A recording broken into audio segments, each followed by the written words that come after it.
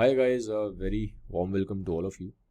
आज की वीडियो में हम लोग पढ़ेंगे हीटोट्रॉफ्स के बारे में, बैक्टीरिया रिप्रोडक्शन कैसे करते हैं और माइकोप्लाज्मा के बारे में। ठीक है, आप लोगों से रिक्वेस्ट है कि अगर आपने पुराने वीडियोस नहीं देखें इस चैप्टर के, क्योंकि ये चैप्टर है एक जो हम पढ़ रहे हैं, बायोलॉजिकल क्लासिफिकेशन। ठीक है, तो ये इसका पार्ट 3 है। तो पार्ट 1 और 2 देख लीजिए, तभी आपको ये वीडियो समझ में आएगा। अदरवाइज आप डायरेक्टली ये पार्ट देखेंगे तो आपको समझ में नहीं आएगा। ठीक है, तो पहले वो वाले पार्ट्स देख लीजिए। चलिए इस वीडियो को हम स्टार्ट करते हैं। हीटरोट्रॉफ वो बैक्टीरिया हैं, क्योंकि हम बैक्टीरिया के बारे में पढ़ रहे हैं, ये वो बैक्टीरिया हैं जो अपना खाना खुद से नहीं बना पाते, इनको किसी दूसरे पे फीड करने की ज़रूरत पड़ती है, तो ये फीड करते हैं। ठीक है, फीड किस पे करते हैं? या तो प्लांट्स पे फीड करेंगे या एनिमल्स पे फीड करेंगे। ठीक है, अब वो जिस पे फीड करेंगे वो डेड भी हो सकता है। ठीक है, डेड प्लांट, डेड एनिमल, इन सब पे भी कर सकते हैं फीड। और क्योंकि ये डेड प्लांट्स और डेड एनिमल्स पे फीड करते हैं, इसलिए इनको बोला जाता है डीकम्पोजर। अब एग्जांपल ले लेते हैं। जैसे मान लीजिए कोई पत्ता पड़ा हुआ है, ये लीफ है, अब ये पेड़ से टूट गया है, तो एक तरीके से अभी डेड हो गया है, पेड़ से अलग हो चुका है, डेड हो चुका है। तो ये एक लीफ है जो एक तरीके से अब डेड लीफ है। तो अब इस पे क्या होगा, जो बैक्टीरिया है, जो हीटरोट्रॉफ बैक्टीरिया है, वो आएगा। मान लो ये बैक्टीरिया है, ये कुछ ना यहाँ पे एंजाइम रिलीज करेगा।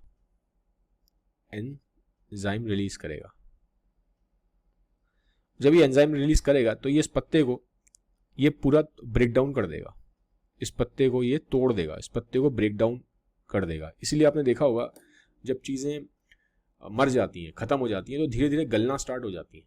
आपने कभी देखा होगा, जैसे मान लीजिए कोई जानवर है, किसी जानवर की डेथ हो जाती है, थोड़ी देर बाद आप देखेंगे वो जो जानवर की डेड बॉडी है वो गलना स्टार्ट हो गई। ठीक है, वो गल कैसे रही है, या जो पत्ता है वो गलना स्टार्ट हो गया, वो गल कैसे रहा है? इसी की वजह से, क्योंकि जो बैक्टीरिया है उसको तोड़ रहा है, बैक्टीरिया उसको ब्रेक डाउन कर रहा है। और ब्रेक डाउन कैसे कर रहा है? क्योंकि वो एंजाइम अपना रिलीज करके उसको तोड़ देगा। ठीक है, और इसको बहुत छोटा छोटा करके तोड़ देगा, इतना छोटा कर देगा कि ये इसके खाने लायक बन जाए, क्योंकि अब बैक्टीरिया तो बहुत छोटा है, डायरेक्टली तो पूरा पत्ता खा नहीं लेगा। तो इसको तोड़ना पड़ेगा, इसको ऐसा बनाना पड़ेगा ब्रेक डाउन करके जिसको ये कंज्यूम कर पाए।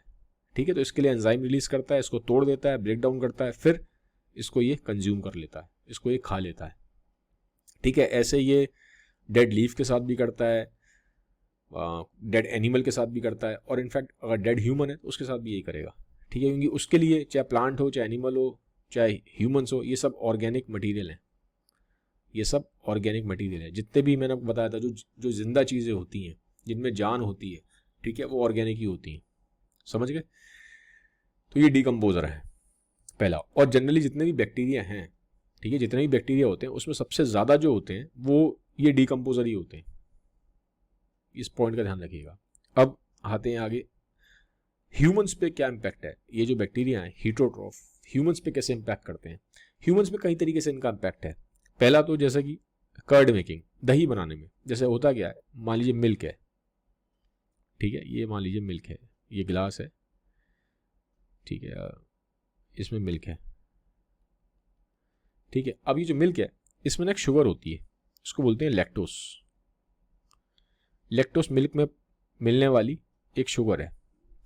तब क्या होगा, बैक्टीरिया आएगा। मान लो ये बैक्टीरिया आ गया, ये बैक्टीरिया है, इसको ऐसे बना रहा हूं मैं। ठीक है, ये बैक्टीरिया है, ये क्या करेगा, ये एक, मैंने बोला था ना, हमेशा बैक्टीरिया काम कैसे करता है, जब इसको कुछ खाना होता है तो एंजाइम रिलीज कर देता है। तो ये क्या करेगा, ये एंजाइम रिलीज करेगा, बैक्टीरिया एंजाइम रिलीज करेगा। तो जो एंजाइम ये रिलीज करता है, इस शुगर को तोड़ता है, ये शुगर को तोड़ेगा, लैक्टोज को, तो ये एक एंजाइम रिलीज करेगा, उस एंजाइम का नाम होता है लैक्टेस। आप देखेंगे जितने भी एंजाइम होते हैं ना, उनके नाम के आगे एज लगा होता है, ASE। ठीक है, ASE एंजाइम। तो ये एक एंजाइम रिलीज करता है, उस एंजाइम से क्या होगा, ये इस लैक्टोज को तोड़ देगा, उसको कंज्यूम कर लेगा।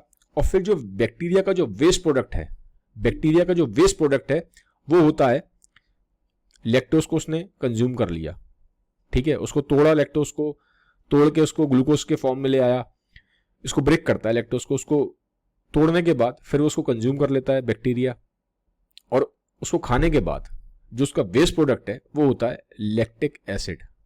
वो बैक्टीरिया का वेस्ट प्रोडक्ट है लैक्टोज को कंज्यूम करने के बाद, तो लैक्टिक एसिड प्रोड्यूस होता है, ठीक है। एक तो लैक्टिक एसिड प्रोड्यूस होता है, दूसरा क्या करता है, जो मिल्क में प्रोटीन्स होते हैं इनको ये पास ले आता है, मिल्क के प्रोटीन्स को ना इकट्ठा कर देता है, मिल्क में जो प्रोटीन्स हैं उनको इकट्ठा कर देता है, ठीक है। तो लैक्टोज एक तरीके से किस में कन्वर्ट हो गया, लैक्टिक एसिड में, और जो मिल्क में प्रोटीन्स हैं उनको इकट्ठा कर देता है, जिससे फिर आपका क्या बन जाता है, एंड में कर्ड, दही बन जाता है। इसलिए आपने दही देखा होगा गाढ़ा गाढ़ा होता है, दूध कंपैरेटिवली आपने देखा है वॉल्यूम फैला सा होता है, लेकिन दही गाढ़ा होता है क्योंकि उसके जो प्रोटीन है उसको इसने बैक्टीरिया ने इकट्ठा कर दिया है, ठीक है। और खट्टा क्यों होता है, क्योंकि जो लैक्टोस है मिल्क का वो लैक्टिक एसिड में कन्वर्ट हो गया, इसलिए दही कंपैरेटिवली मिल्क के खट्टा होता है, ठीक है, एसिड है इसलिए, समझ गए। तो एक तरीके से क्या कर रहा है, ये हमें हेल्प कर रहा है कर्ड मेकिंग में, पहला इसका ये हो गया। दूसरा एंटीबायोटिक्स। एंटीबायोटिक्स क्या होते हैं, एंटीबायोटिक्स जैसे मान लीजिए आप बुखार आ जाता है आपको, आपकी बॉडी पे किसी बैक्टीरिया ने अटैक कर दिया, तो अगर आपकी बॉडी पे किसी बैक्टीरिया ने अटैक कर दिया है तो आपको इन्फेक्शन हो गया जिसकी वजह से आपको बुखार आता है, ठीक है। तो अब इसके लिए आप डॉक्टर के पास जाएंगे, डॉक्टर आपको एंटीबायोटिक्स देते हैं ताकि वो जो खराब बैक्टीरिया है जिसने आपकी बॉडी पर अटैक किया है उसको ये एंटीबायोटिक्स मार देते हैं। तो एंटीबायोटिक्स का काम क्या होता है, आपकी बॉडी में जो बैड बैक्टीरिया ने अटैक कर दिया है उसको मारना है। बैड बैक्टीरिया जो आपकी बॉडी पर अटैक किया है ये इसको ख़त्म कर देगा। पर अब ये एंटीबायोटिक्स बना कैसे, ये भी एक क्वेश्चन है, कैसे बना। इसके लिए क्या होता है, साइंटिस्ट क्या करते हैं, बैक्टीरिया को इकट्ठा करते हैं। अब बैक्टीरिया सब जगह है, पानी में भी है, मिट्टी में भी है, तो ये बैक्टीरिया को इकट्ठा कर लेंगे। साइंटिस्ट क्या करेंगे, पहला स्टेप क्या करते हैं, ये बैक्टीरिया को कलेक्ट करते हैं, ये बैक्टीरिया को कलेक्ट कर लेते हैं, ठीक है। ये कलेक्ट करके बैक्टीरिया को ले आते हैं लैब में, लैब में ले आएंगे। अब लैब में ये उस बैक्टीरिया को ये ग्रो करवाते हैं, लैब में ला के उस बैक्टीरिया को ये ग्रो करवाएंगे, ठीक है। लैब में ले आएंगे और उस बैक्टीरिया को ये ग्रो करवाएंगे, ठीक है। एक बैक्टीरिया नहीं होता, बहुत सारे होते हैं, ठीक है, बैक्टीरिया बहुत सारे कलेक्टिवली बहुत सारे होते हैं। तो उस बैक्टीरिया को ये लैब में, क्योंकि लैब में क्या होता है चीज़ें कंट्रोल कर सकते हैं, अपने हिसाब से टेम्परेचर फिक्स कर लेंगे, अपने हिसाब से जो जो बैक्टीरिया को न्यूट्रिशन देना वो दे सकते हैं, तो अपने हिसाब से ये बैक्टीरिया ग्रो करवाते हैं। अब जब बैक्टीरिया को ये ग्रो करवाते हैं तो उस टाइम पे जब बैक्टीरिया ग्रो कर रहा होता है तो बैक्टीरिया को लगता है कि उस पर कोई अटैक ना हो रहा हो, क्योंकि जब बैक्टीरिया ग्रो कर रहा है तो अकेला तो ग्रो नहीं कर रहा, बहुत सारे एक साथ हैं, बहुत सारे हैं, मिलियंस में जो ग्रो कर रहे हैं, तो सबको लगता है कि दूसरा बैक्टीरिया हम पे अटैक करेगा। तो ये अपने आप को बचाने के लिए ये डिफेंस में जो प्रोड्यूस करते हैं एंटीबायोटिक्स, ये एंटीबायोटिक्स प्रोड्यूस करते हैं, ठीक है।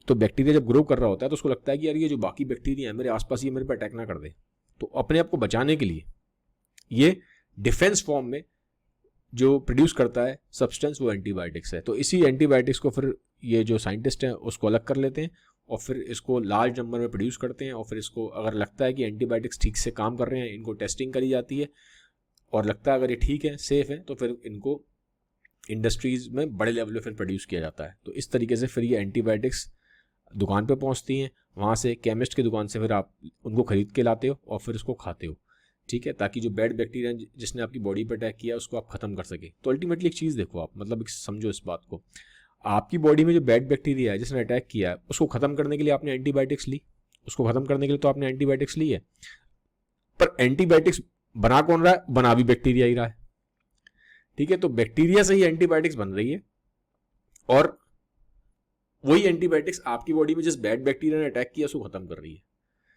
ठीक है। तो इस तरीके से कहानी चलती है। ये मैंने आपको एक बेसिक दे दिया है कि एंटीबायोटिक्स एग्जैक्टली बनते कैसे हैं, कैसे काम करते हैं, ठीक है। फिर तीसरा क्या है, नाइट्रोजन फिक्सेशन इन लेग्यूम्स। लेग्यूम्स का मतलब समझ लो आप दालें हैं, जो दाल खाते हो ना आप, राजमा, चना, सोयाबीन, ये सब लेग्यूम्स का मतलब। जैसे आपने राजमा है, आपके चने हैं, चने छोले, ठीक है, सोयाबीन है, ठीक है, जो मोस्टली जो दालें, चने, छोले, सोयाबीन है, इनको लेग्यूम्स बोलते हैं, लेग्यूम्स फैमिली में आता है। इसमें ये नाइट्रोजन फिक्सेशन करते हैं बैक्टीरिया। अब नाइट्रोजन फिक्सेशन क्या है, इसको सिंप्लीफाई करते हैं। मान लो ये आपका एक कोई प्लांट है, ठीक है, ये मान लो प्लांट है, मान लो राजमा का ही प्लांट है, एग्जांपल ले लेते हैं, राजमा का प्लांट है, ठीक है। तो ये मान ली ज़मीन है, ज़मीन के अंदर इसके यहाँ पे रूट्स होंगे, ठीक है। अब ये जो रूट्स होंगे यहाँ पे ना छोटे छोटे से क्या होंगे, नोड्यूल्स, गोले गोले होंगे नोड्यूल्स, इनके अंदर रहता है बैक्टीरिया, इन नोड्यूल्स के अंदर रहता है यहाँ पे बैक्टीरिया है, इन रूट्स के अंदर यहाँ रहता है बैक्टीरिया। अब ये बैक्टीरिया क्या करता है, ये बात मैं आपको पहले ही बता चुका हूँ, सारे के सारे प्लांट्स को चाहिए होती है नाइट्रोजन, बिना नाइट्रोजन के प्लांट्स नहीं रह सकते।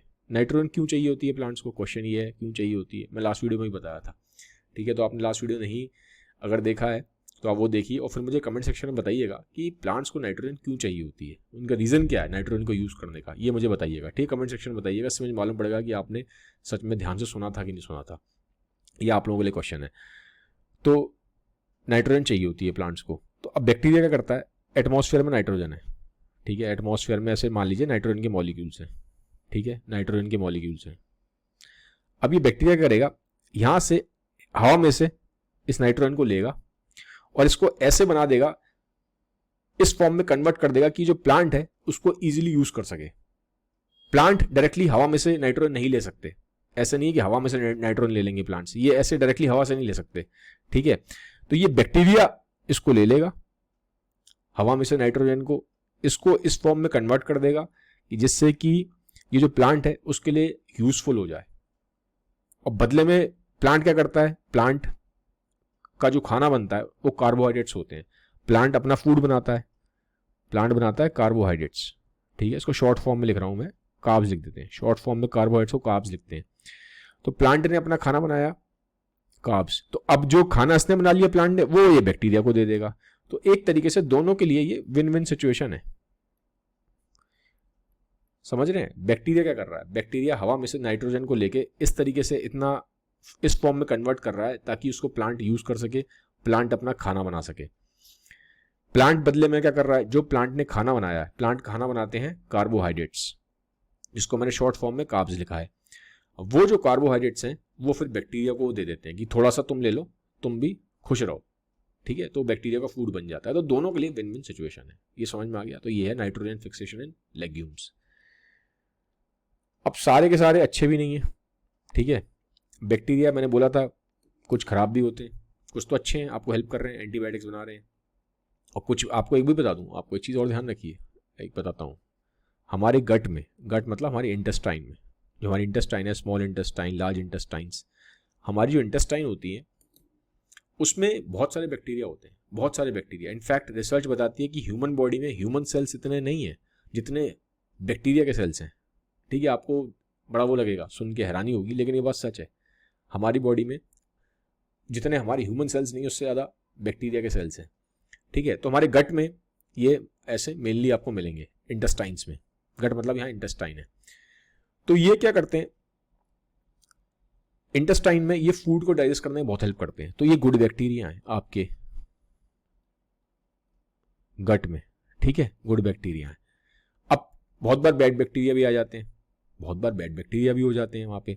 तो अगर गुड बैक्टीरिया और बैड बैक्टीरिया की समझ लो एक तरह से लड़ाई चलती रहती है, ठीक है। लेकिन अगर गुड बैक्टीरिया हार गया तो आपको फिर इन्फेक्शन हो जाएगा। ये बहुत सिंपल सा, एक मैंने बताया, इंटेस्टाइन में ऐसे रहता है, एक बैलेंस रहता है गुड और बैड का। तो ये तो एक एक्स्ट्रा इन्फॉर्मेशन दी। अब बात कर लेते हैं पैथोजेंस की। ये पैथोजेंस क्या है, जैसे कि मैंने बताया, तो जो बैक्टीरिया हैं, बैक्टीरिया हमेशा गुड नहीं होते। कुछ बैक्टीरिया ऐसे भी हैं जो आपको बीमारी करते हैं, आपको डिसीज कॉज करते हैं, और खाली आपको ही नहीं करते हैं, जितने भी लिविंग ऑर्गेनिज्म है, चाहे वो जानवर हो, चाहे वो पेड़ पौधे क्रॉप्स हो, चाहे वो ह्यूमन्स है, सबके अंदर प्रॉब्लम करते हैं, सबके अंदर करते हैं, ठीक है ना। जैसे कि मान लीजिए चिकन है, तो चिकन में इन्फेक्शन कर देते हैं, साल्मोनेला करके एक इन्फेक्शन होता है, साल्मोनेला करके, उसमें चिकन में इन्फेक्शन कर देते हैं कॉज ये।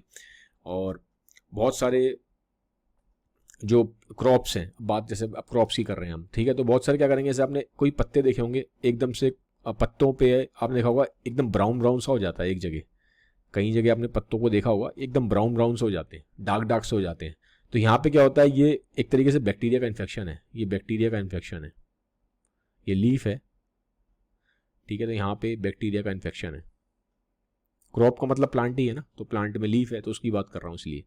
तो बैक्टीरिया का यहाँ पे इन्फेक्शन हो गया, उसको काला काला कर दिया इसने, ब्राउन ब्राउन कर दिया। तो अब यहाँ पे क्या, इतने हिस्से में फोटोसिंथेसिस नहीं होगा, तो ये वाला हिस्सा इसका सड़ना स्टार्ट हो जाएगा, यहाँ तक उसको फूड नहीं मिलेगा। तो ये यहाँ पे इस तरह से इन्फेक्शन करते हैं एनिमल्स में, इस तरह की प्रॉब्लम्स कर देते हैं, इस तरह के इन्फेक्शन करते हैं कि एनिमल्स ठीक से ग्रो नहीं कर पाते, ठीक है, दिक्कत हो जाती है उनको, फीवर कॉज कर देते हैं, बहुत सारे जानवरों में फीवर कॉज करते हैं, ठीक है। अब ह्यूमंस में भी करते हैं, जैसे कि कोलेरा है, टाइफाइड है, तो ह्यूमंस में तो आपको पता ही है कि बैक्टीरिया की वजह से प्रॉब्लम्स हो जाती हैं। बैड बैक्टीरिया जो होते हैं इन्फेक्शन कॉज करते हैं, ठीक है, ये हमने देख लिया।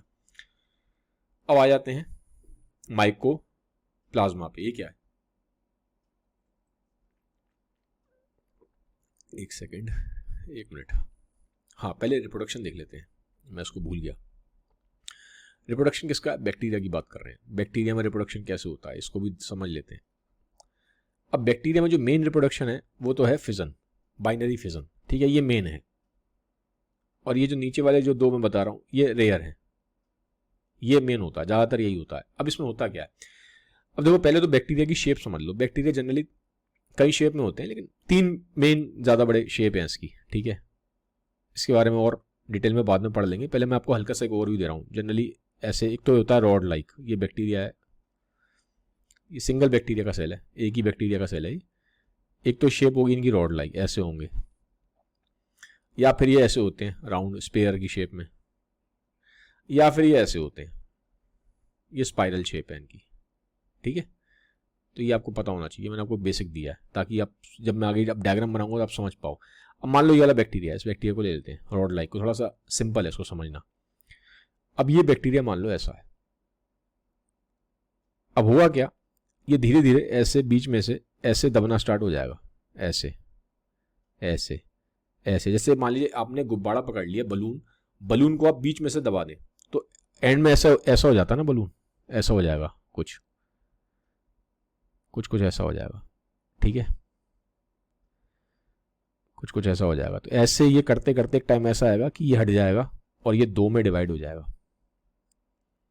ये 2 में ऐसे डिवाइड हो जाएगा, ठीक है। लेकिन डिवाइड होने से पहले एक चीज का इंपॉर्टेंट है, ये ध्यान रखना, ये अपना डीएनए पहले डिवाइड कर लेता है, ठीक है। डीएनए डिवाइड करेगा, उसके बाद ही डिवीजन होगा, बिना डीएनए डिवाइड करे डिवीजन नहीं होगा। पहले डीएनए डिवाइड होता है, दोनों तरफ डीएनए चला जाएगा, डीएनए डिवाइड हो गया ऐसे, इस तरह से पहले डीएनए का डिवीजन हुआ, उसके बाद ये बीच में से ऐसे टूट जाएगा, बीच में से ऐसे टूट जाता है, ब्रेक हो जाता है, ठीक है। तो इसको बोलते हैं फिजन, ये बाइनरी फिजन है क्योंकि 2 में टूट गया ये, ठीक है, बाइनरी क्योंकि 2 में। अब ये जो बने हैं, ये जो बने हैं, जो एक तरीके से डॉटर सेल्स हैं, ये जो पेरेंट सेल है उसके कंपैरिजन साइज में छोटे होते हैं, उसके मुकाबले साइज में छोटे होते हैं, ये पॉइंट का ध्यान रखना, ठीक है। तो पहले डीएनए दोनों में इक्वली डिवाइड होगा, फिर ये बीच में से टूट जाएगा, टूट के 2 डॉटर सेल बना लेगा, और जो 2 डॉटर सेल बनेंगे, जो 2 नए बैक्टीरिया के सेल बनेंगे, वो जो पेरेंट बैक्टीरिया का सेल है उसके मुकाबले साइज में ये छोटे होते हैं, ठीक है। तो ये होता है इनका फिजन, ये समझ लो पहले।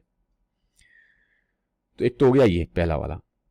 अब दूसरा आते हैं स्पोर प्रोडक्शन पे। ये मैंने आपको बताया था ये रेयर होता है। अब स्पोर प्रोडक्शन क्या है, मान लो ये वाला बैक्टीरिया है, इससे समझने में आसानी रहेगी स्पोर को, क्योंकि स्पोर गोला टाइप का होता है। अब ये मान लो एक बैक्टीरिया है, ठीक है, बैक्टीरिया इतना बड़ा होता नहीं है, ये तो आपको दिखाई दे रहा है, नॉर्मली बैक्टीरिया माइक्रोस्कोप से देखे जाते हैं, ठीक है। तो ये सब समझाने के लिए, तो बैक्टीरिया है मान लो। अब मान लो ये बैक्टीरिया ऐसी कंडीशन में आ जाता है जहाँ पे मान लो हीट बहुत है, गर्मी बहुत ज़्यादा है, ठीक है, इसके पास फूड भी नहीं है, ठीक है। तो हीट बहुत ज़्यादा है और फूड इसके पास नहीं है, एनर्जी नहीं मिल रही इसको, कहीं से भी प्रॉब्लम आ रही है। तो अब क्या हो रहा है, इसको दिक्कत आएगी, सर्वाइवल में इसकी दिक्कत आने वाली है। तो ये क्या करेगा बैक्टीरिया, इसको पता है अगर सर्वाइवल में दिक्कत आ रही है तो ये अपने आप को बहुत छोटा कर लेगा, बहुत छोटा कर लेगा, बहुत छोटा कर लेता है, ठीक है। तो जो इसके पास जो एक्स्ट्रा मटेरियल होता है, जैसे जो भी एक्स्ट्रा मटेरियल है उसको निकाल देगा। एक्स्ट्रा मटेरियल मान लो जो एक्स्ट्रा साइटोप्लाज्म है उसको निकाल दिया, जो जो उसको लगता है कि जो काम की चीज़ें नहीं है उसको निकाल देगा। मेन जो काम का होता है, जैसे मेनली मेन काम का होता है डीएनए, क्योंकि यही डीएनए होता है। डीएनए की जब तक डीएनए नहीं होगा तो आप रिप्रोडक्शन नहीं कर पाएंगे, सर्वाइव नहीं कर पाएंगे। तो मेन सबसे तो मेनली डीएनए है, सारा गेम डीएनए का है। बाकी बॉडी तो सिर्फ उसको प्रोटेक्ट करती है, लेकिन मेन चीज़ डीएनए है। तो ये अपने डीएनए को प्रोटेक्ट कर लेता है, बाकी जितना भी एक्स्ट्रा है उस सबको निकाल देता है, ठीक है। तो ये जो ये बन गया है, छोटा कर दिया है इसने इसको, ये इसका क्या है, एक तरह से स्पोर है। बाकी ये सब हट जाएगा, ये सब डिसॉल्व हो जाएगा, ये सब हट जाएगा। तो स्पोर क्या है? स्पोर एक तरीके से एक बैक्टीरिया का, स्पोर क्या चीज है? स्पोर बैक्टीरिया का है मिनी वर्जन, ये इसका मिनी वर्जन है। और ये बना क्यों है? क्योंकि जब सर्वाइवल की कंडीशंस दिक्कत वाली हैं, प्रॉब्लमेटिक हैं, तब ये बनता है। और जैसे ही सर्वाइवल की कंडीशंस ठीक हो जाएंगी तो वापस ये स्पोर फिर वापस उससे फिर ये बैक्टीरिया बन जाएगा। ठीक है, तो एक तरीके से ये मिनी वर्जन है बैक्टीरिया का सर्वाइवल मैकेनिज्म के लिए। समझ में आ गया? पर रेयर होता है, रेयर, ये ध्यान रखना। फिर फाइनली ये पढ़ते हैं, है ये भी रेयर। अब ये है सेक्सुअल रिप्रोडक्शन। जनरली आपने अभी ये जो दो ऊपर के रिप्रोडक्शन पढ़े हैं ये सेक्सुअल है। ए सेक्सुअल का मतलब जहाँ पे मेल और फीमेल की जरूरत नहीं है। ठीक है, अब ये वाला जो सेक्सुअल रिप्रोडक्शन है, अब ये ट्रेडिशनल सेक्सुअल रिप्रोडक्शन की तरह नहीं है। इसमें ऐसा नहीं कि एक मेल है एक फीमेल बैक्टीरिया, ऐसा नहीं है। इसमें क्या होता है, जैसे मान लो एक बैक्टीरिया ये रहा, ठीक है, और एक बैक्टीरिया ये रहा, दूसरा बैक्टीरिया है, ये दूसरा बैक्टीरिया है। ठीक है, तो ये मान लेते हैं बैक्टीरिया 1 है और ये बैक्टीरिया 2 है। तो अब क्या होगा, ये दोनों पहले तो पास आ जाएंगे, ये दोनों एकदम पास आ जाएंगे। ठीक है, ऐसे आ जाएंगे। और यहां पे ना एक ट्यूब सी बन जाएगी, एक ट्यूब सी बन जाएगी। और यहां जो डीएनए पड़ा है, मान लो डीएनए पड़ा है इसका, इसका भी डीएनए है, थोड़ा सा डीएनए अपना ये इधर की तरफ ट्रांसफर कर देगा। तो ये डोनर वाला हो गया जो ट्रांसफर कर रहा है, ये रेसिपिएंट हो गया जो ले रहा है। ठीक है, ये रेसिपिएंट वाला हो गया। तो इस तरीके से ट्यूब बन जाती है और यहां से कुछ डीएनए निकल के यहां चला जाता है। तो क्या हुआ, एक तरीके से जेनेटिक मटेरियल एक्सचेंज हो रहा है, जो जीन्स हैं वो एक्सचेंज हो रहे हैं, जो डीएनए है वो एक्सचेंज हो रहा है। ठीक है, तो इस तरह के इसको बोलते हैं, ये एक तरीके से बैक्टीरिया में सेक्सुअल रिप्रोडक्शन है। ट्रेडिशनल सेक्सुअल रिप्रोडक्शन की तरह नहीं है, मेल फीमेल नहीं है यहाँ पे, लेकिन क्योंकि ऐसे डीएनए एक्सचेंज हो रहा है, डीएनए एक्सचेंज हो रहा है, क्योंकि रिप्रोडक्शन में होता है क्या, मिली जो डीएनए वही पास ऑन कर रहे हो आप, वही जो जीन्स है उसी को पास ऑन कर रहे हो, ताकि जो नए ऑफस्प्रिंग बने उनमें आपके जो जीन्स है वो पास ऑन हो। तो एक तरीके से जीन्स पास ऑन हो रहे हैं, डीएनए पास ऑन हो रहा है, मतलब जीन्स पास ऑन हो रहे हैं। तो इसलिए इसको सेक्सुअल रिप्रोडक्शन बोल दिया यहाँ पे, लेकिन ये ट्रेडिशनल सेक्सुअल रिप्रोडक्शन की तरह नहीं है, इस चीज को ध्यान रखिएगा। ठीक है, इस तरह से होता है इसमें। अब एक चीज बताऊं, बहुत केस में ऐसा भी होता है, एक्स्ट्रा इन्फॉर्मेशन दे रहा हूं, बहुत केस में ऐसा भी होता है कि मान लो ये बैक्टीरिया है, ये तो हो गया खत्म, यहाँ पे एक एक्स्ट्रा बता रहा हूं, मान लो ये बैक्टीरिया है। तो बहुत बार क्या होता है, ये मान लो यहाँ पे कोई बैक्टीरिया पड़ा है और ये बैक्टीरिया डेड बैक्टीरिया है, मान लो ये डेड बैक्टीरिया है, और ये वाला जो बैक्टीरिया है ये एलाइव है, ये जिंदा है, इसका डीएनए यहाँ पे है। ठीक है, और ये डेड बैक्टीरिया, इसका डीएनए पड़ा है। तो बहुत केस में ऐसा भी होता है, ये जो जिंदा बैक्टीरिया है ना, इसका डीएनए यहां से निकाल लेगा इसमें से, ऐसा भी कर लेता है ये। ठीक है, और बहुत बार ऐसा भी होता है, मान लो कोई वायरस है यहाँ पे, एक चीज बताता हूँ, एक्स्ट्रा बता रहा हूँ आपको, सब ये बुक में नहीं है आपके, लेकिन सीख लो, एक्स्ट्रा इन्फॉर्मेशन थोड़ा इंटरेस्टिंग हो जाती है। मान लो एक बैक्टीरिया और है, ये यहाँ पे भी, ये भी जिंदा है, ये भी जिंदा है। ठीक है, तो बहुत केस में ये भी होता है, ये जो वायरस होता है ना, ये मीडिएटर का काम कर देता है। वायरस मीडिएटर का काम करेगा, यहां से डीएनए लेगा इसका और जाके उसको इस वाले को डीएनए दे देगा इसका। खैर यहाँ पे ऑलरेडी डीएनए होगा क्योंकि जिंदा है यहाँ, तो डीएनए तो इसका है। तो कुछ केस में ऐसा होता है कि वायरस मीडिएटर का काम करता है, यहां से डीएनए लेता है और उसको जाके डीएनए दे देता है, तो ये भी होता है। ठीक है, तो ये सिर्फ मैंने आपको आगे की चीजें बताई है, एक्स्ट्रा बता रहा हूँ। ठीक है, तो इस तरह से सेक्सुअल रिप्रोडक्शन इसमें होता है, बैक्टीरिया में जेनेटिक मटेरियल एक्सचेंज होता है। तो ये हो गया रिप्रोडक्शन। ठीक है, अब आ जाते हैं माइकोप्लाज्मा पे। माइकोप्लाज्मा क्या है? देखो, माइकोप्लाज्मा भी एक तरह का बैक्टीरिया ही है, it's a kind of bacteria, bacteria का ही टाइप है ये भी बैक्टीरिया ही, ये भी बैक्टीरिया ही है, लेकिन एक डिफरेंस है। डिफरेंस क्या है? इसमें सेल वॉल नहीं है, इसमें सेल वॉल नहीं है। बैक्टीरिया में हमने पढ़ा था सेल वॉल होती है, लेकिन इसमें सेल वॉल नहीं है। अब आप कहेंगे सेल वॉल नहीं, तो फिर इसको हमने बैक्टीरिया में रखा क्यों है? क्योंकि ये प्रोकैरियोटिक है, मेन चीज है प्रोकैरियोटिक। प्रोकैरियोटिक का मतलब इसके पास भी वेल डिफाइंड न्यूक्लियस नहीं है, वेल डिफाइंड न्यूक्लियस उसके पास भी नहीं है। ठीक है, और क्योंकि इसके पास वेल डिफाइंड न्यूक्लियस नहीं है तो क्या हुआ, ये प्रोकैरियोटिक बन गया। तो क्योंकि प्रोकैरियोटिक है इसलिए ये भी बैक्टीरिया ही है, भले इसके पास सेल वॉल नहीं है, भले इसके पास सेल वॉल नहीं है। हमें एक चीज पता है, क्लियर कर देता हूं पॉइंट को। बैक्टीरिया के पास हमें पता है, अभी तक जितना पढ़ के आए हैं, बैक्टीरिया हैज सेल वॉल, ये हमें पता है, और बैक्टीरिया प्रोकैरियोटिक होते हैं, ये भी हमें पता है। प्रोकैरियोटिक का मतलब क्या होता है, इनके पास वेल डिफाइंड न्यूक्लियस नहीं होता, वेल डिफाइंड न्यूक्लियस नहीं होता, डीएनए इनका फ्लोट करता रहता है, डीएनए इनका फ्लोट करता रहता है। अब आ जाते हैं माइकोप्लाज्मा में। माइकोप्लाज्मा जो है एक स्पेशल काइंड ऑफ बैक्टीरिया है जिसमें सेल वॉल नहीं है, सेल वॉल नहीं है, लेकिन प्रोकैरियोटिक ये भी है, प्रोकैरियोटिक ये भी है। इसका मतलब इसका भी जो न्यूक्लियस है वो वेल डिफाइंड नहीं है। क्योंकि ये प्रोकैरियोटिक है इसीलिए इसको भी बैक्टीरिया ही माना गया है, भले इसके पास सेल वॉल नहीं है तब भी, ठीक है, ध्यान रखना। और ये क्या है, ये स्मॉलेस्ट बैक्टीरिया है, इसकी जो मेन स्पेशलिटी है ये स्मॉलेस्ट है।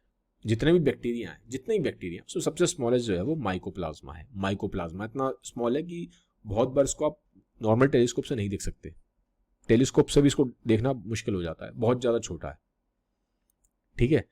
तो ये है। इसके बारे में इंटरेस्टिंग फैक्ट बताता हूँ। साइंटिस्टों ने आर्टिफिशियल माइकोप्लाज्मा बना लिया है, साइंटिस्टों ने आर्टिफिशियल माइकोप्लाज्मा बना लिया है। तो अब जब साइंटिस्ट ने आर्टिफिशियल माइकोप्लाज्मा बना लिया तो उससे कहते हैं कि आर्टिफिशियल लाइफ जनरेट करने की तरफ ये एक स्टेपिंग स्टोन है, ठीक है, एक अच्छा स्टेप माना गया कि शायद कल को आर्टिफिशियल लाइफ बन जाए, शायद, ठीक है। अब आपसे अगर कोई पूछेगा कि जितने भी लिविंग ऑर्गेनिज्म है, लिविंग ऑर्गेनिज्म जितने भी है उसमें सबसे स्मॉलेस्ट कौन है, सबसे स्मॉलेस्ट कौन है, तो उसका आंसर फिर माइकोप्लाज्मा आएगा। लेकिन ये तब आएगा जब आप बात कर रहे हैं लिविंग की, लिविंग ऑर्गेनिज्म में सबसे स्मॉलेस्ट की अगर बात की जाएगी तो माइकोप्लाज्मा आएगा, ठीक है, ये बात समझ में आ गई आपको। लेकिन वैसे देखा जाए तो इससे भी स्मॉल होते हैं वायरस, कुछ वायरस ऐसे होते हैं जो इससे भी ज्यादा स्मॉल होते हैं, लेकिन फिर भी हम उसको सबसे स्मॉलेस्ट नहीं बोलते। क्यों नहीं बोलते?